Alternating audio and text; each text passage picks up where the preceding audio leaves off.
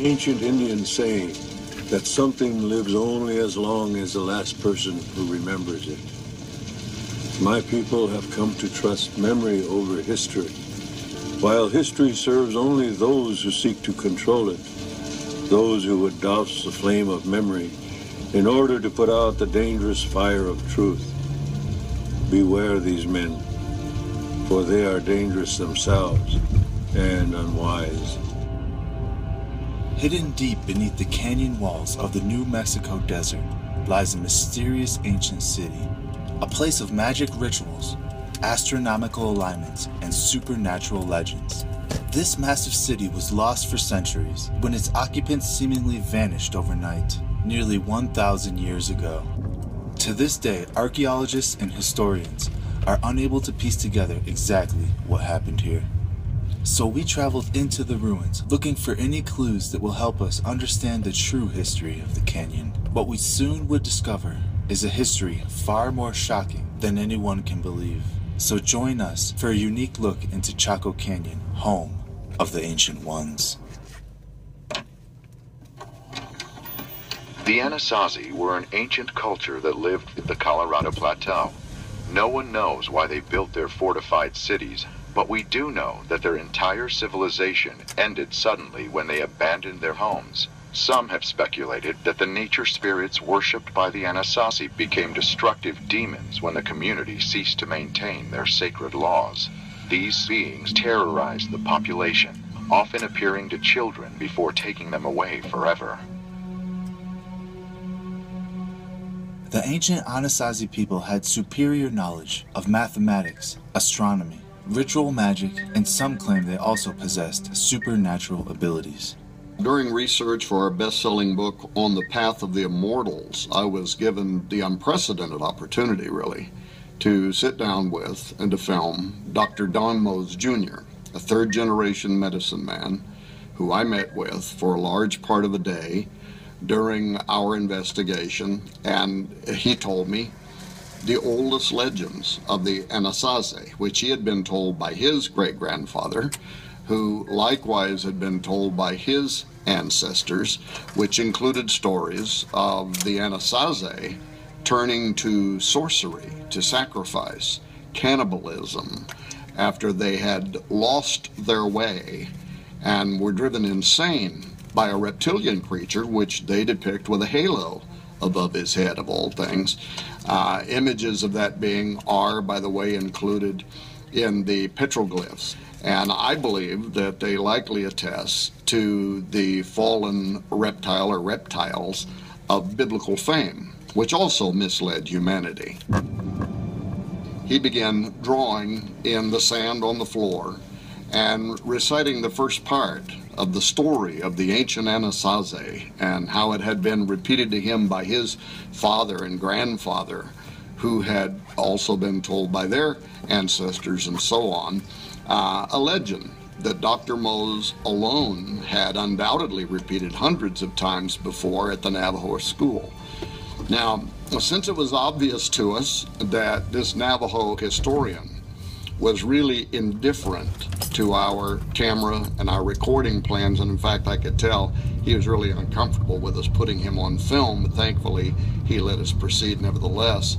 But I sat there and listened respectfully as he proceeded for nearly 2 hours to describe to this white man what's only ever been allowed a few times in history before, and that is the legendary stories of creation, of giants, of a great flood, of a reptilian deceiver, all from the voice of the nation's top medicine man. Dr. Mose even sang to us in the antiquated tongue of what I would call Old Testament history, paralleled in their earliest antiquity using the Navajo language.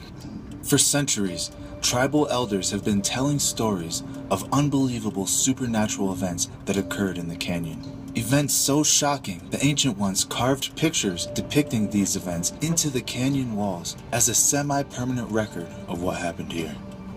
The 15-mile-long canyon is home to over a dozen large complexes. The largest, named Pueblo Bonito, has over 800 rooms and sections that were over 5 stories tall. Tucked away on a cliff face Hidden behind Pueblo Bonito lies one of the canyon's most telling secrets. 3 feet carved into the mountainside with 6 toes each.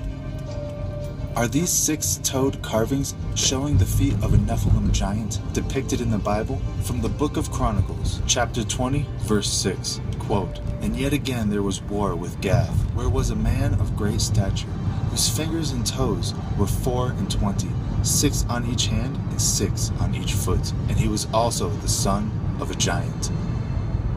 Legends from all over the American Southwest speak of giants, 6-fingered, red-haired giants that used to terrorize these people. They speak of evil, cannibalistic giants that would terrorize the tribes with their hunger for human flesh. These giants are said to have inhabited these areas for thousands of years. Not only do they speak of giants, however, they also mention monstrous creatures that were summoned into the canyon. These creatures were carved into the canyon walls for everyone to see. Not only did Dr. Mose substantiate the age-old and globally recorded story of those who come through portals and the impact that they have had on biblical and global history, past and present, not only did he weave Navajo Indian myths and legends seamlessly with our understanding of the 6 days of creation, the arrival of the Nephilim, and their connection to judgment by a global flood, followed by the repopulating of people around the world, and then a second incursion of the giants.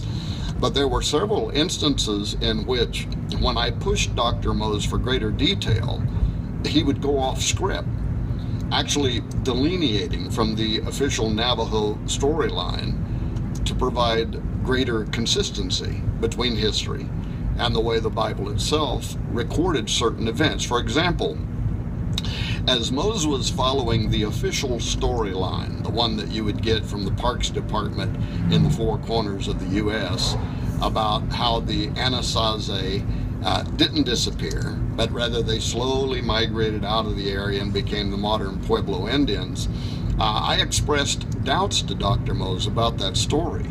And he responded by grinning just a little bit and saying, "Well, I probably shouldn't tell you this, but..."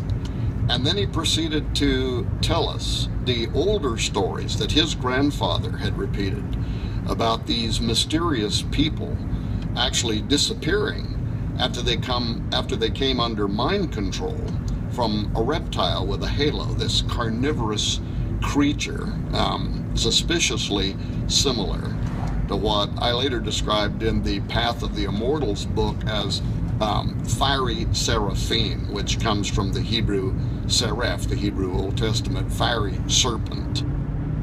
All throughout Chaco Canyon are these massive circular structures called kivas.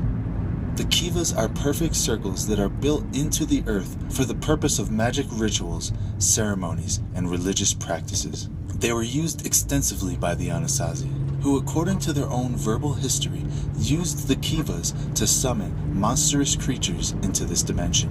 Now, another case in point is when I told Dr. Mose of what we had learned from the Apache about cannibalistic giants and then God destroying them in a flood. And he looks right into the camera and he says, "Oh, yes." And then he reaches over and he picks up this illustrated book that he had authored that's used in the Navajo Nation schools and libraries.